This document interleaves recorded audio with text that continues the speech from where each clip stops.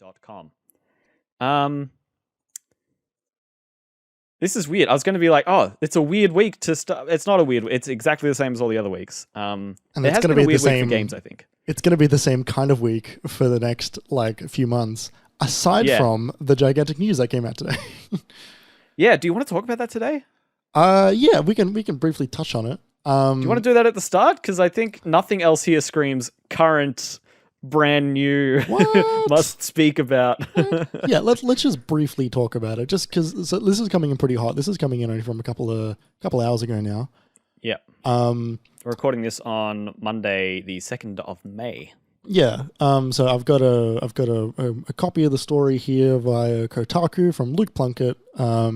Headline reads: Square Enix selling Tomb Raider, Deus Ex, and Thief and their studios as well.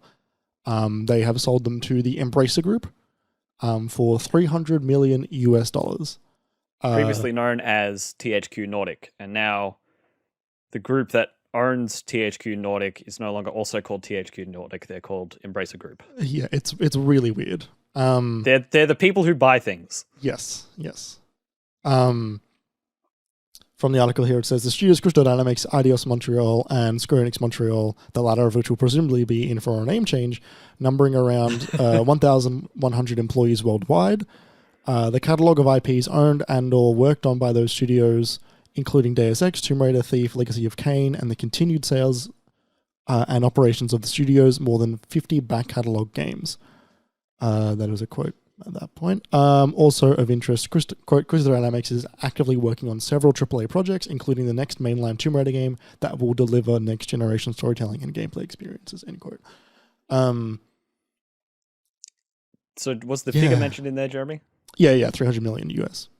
$300 million US for 3 studios with, was it 8 locations, more than 1,000 staff, dozens of intellectual properties, dozens of games, including Tomb Raider and Deus Ex, some of the biggest names in all of gaming's relatively young history, for $300 million. Now, obviously, that's a lot of millions of dollars. But when we look at acquisitions that have happened recently, the Bethesda acquisition, the Activision one is ridiculous, but that's kind of not really in the same conversation. I've got a really good comparator here, which is from Luke Plunkett, but just on his Twitter this time.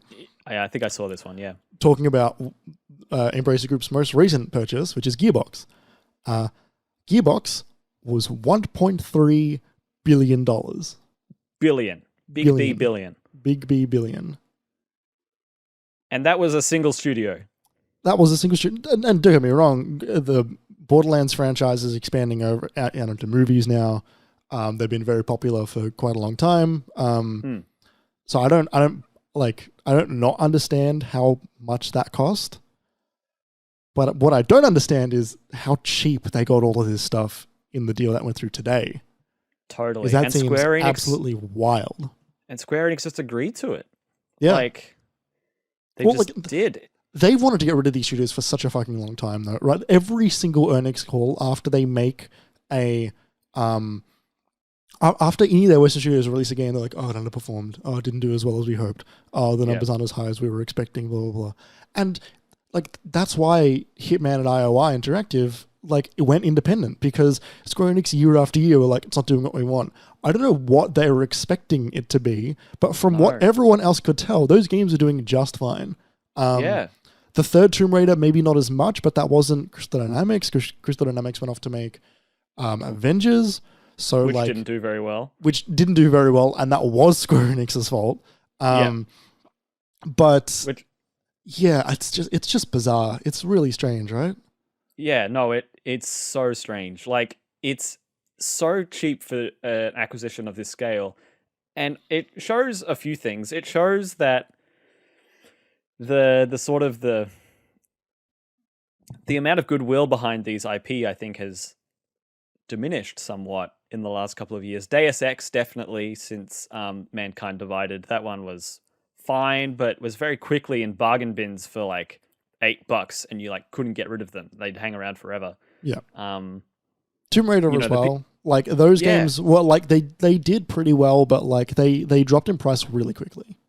yeah, totally. And like when Rise came out and it was Xbox exclusive within the first 2 years of the Xbox One coming out, so like it was going to a really limited market of people who got that console. Yeah. You know, that pretty publicly underperformed. And that hurt it, I think, when it came to PlayStation. You know, I played Tomb Raider Definitive Edition on PS4, and I've never gone back to play Rise or Shadow, and I might have if it had been everywhere when it came out. Yeah, I also went back to play Tomb Raider 2014 or 2013, whenever it was. A couple of years ago now, because I wanted to play Shadow when it came out, and I was like, oh well, I'll go back through and I'll play the other two leading up to Shadow. And I got about like a quarter of the way through Rise, and it wasn't even because it was a bad game. I think it was just because it was like the same game. Yeah. And I just didn't feel like more of that. And like looks enough great, voice acting and great set pieces and all of that, but it just doesn't quite hit in that same way. So like, but at the same time, you can't just pretend like the Tomb Raider IP isn't the Tomb Raider IP. Yeah, it's classic. It's like it's a very important piece of like gaming history. Yeah. So it's fascinating the way it's shaken out. I just kind of can't believe it. And you know, Square Enix came out with a response afterwards that was so exceedingly corporate. It was in the Discord, wasn't it, before, Jeremy, where you posted it? Yeah. I've got it here. I can read it. Hang on. I just like to. I want to sell all of the business lingo that's going on here. So hang on. This is from Luke Plunkett's article further down. This is a screen grab that he posted. So it said, "So why sell?" Square Enix's own press release says. Here's the quote. The transaction will assist the company in adapting to the changes underway in the global business environment by establishing a more efficient allocation of resources, which will enhance corporate value by accelerating growth in the company's core businesses in the digital entertainment domain. In addition, the transaction enables the launch of new businesses by moving forward with investments in fields including blockchain, AI, and the cloud. And then Luke comes in at the end here saying, imagine having to put on your CV that you sold Tomb Raider to at least partially fund some blockchain shit. Gross. Couldn't agree more, Luke. Couldn't agree more. Like, Look, I don't even know what I said just then. It's just that they're funding blockchain. Yeah, that they're making money, but not enough as they want, and so they would just want to make more money, regardless of like how awful that will be.